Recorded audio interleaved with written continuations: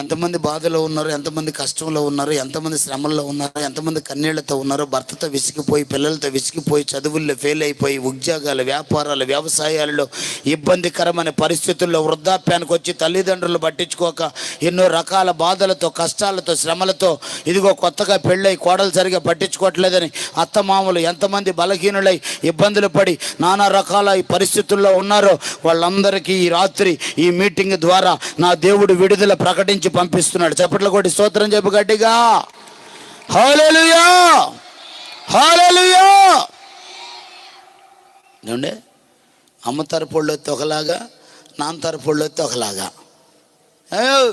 బయలుదేరావా, తొందరగా అర్జెంటుకి రా, మమ్మళ్ళు వచ్చారు కానీ వస్తా చికెన్ తీసుకురా. దేవునికి స్తోత్రం.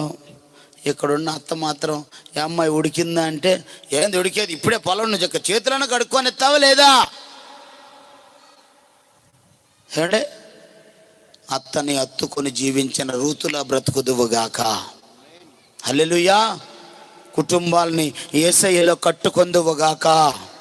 చేతులు జోడించి చెబుతున్నాను, డియర్ బ్రదర్స్ అండ్ సిస్టర్స్, దయచేసి అమూల్యమైన సమయం ఇది. ఈ మెసేజ్ అయిపోయే లోపు ఈ గ్రామంలో ఉన్న ప్రతి ఒక్కరి పట్టాల నిండా ప్రజలందరూ కూడుకొని రావాల్సిందిగా ప్రేమతో తెలియజేస్తున్నాం. మన ఊర్లో, మన సంఘంలో, మన స్థానిక సంఘంలో సభలు జరుగుతున్నప్పుడు నువ్వు అక్కడక్కడ తిరగడానికి, అక్కడక్కడ ఉండటానికి ఏర్పాటు చేసిన సభలు కాదు. డియర్ యంగ్స్టర్స్, యువకులారా, మనిషికి ఒక ఫోను ఎక్కడెక్కడ పెట్టుకొని జీవించడానికి మెసేజ్లు పెట్టుకొని చాటింగ్లు చేసుకునే టైం కాదు ఇది.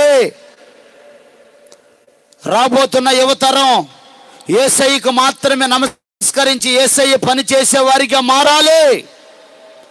రాబోతున్న కాలంలో యువతరం ఇప్పుడు ఎలాగుందో మీకు అర్థమవుతుంది కనుక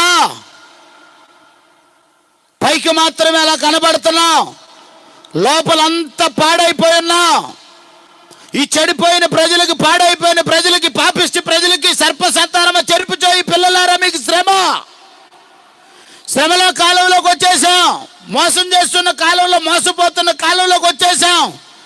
నమ్మి పెళ్లి చేసుకుంటే భర్తను మోసం చేసేవాళ్ళు, పిల్లల్ని మోసం చేసేవాళ్ళు, ఇస్తానన్న డబ్బులు ఇవ్వకుండా టయానికి అవతల కట్టాల్సింది కట్టలేక నానా బాధలు పడుతున్న కాలంలో జీవిస్తున్నటువంటి పరిస్థితుల్లో ఉండగా రాత్రి నువ్వు మార్పు చెందుదువుగాక, మారు మనసు పొందుదువుగాక. మూడో మాట చెప్పి నేను ముగించేస్తా.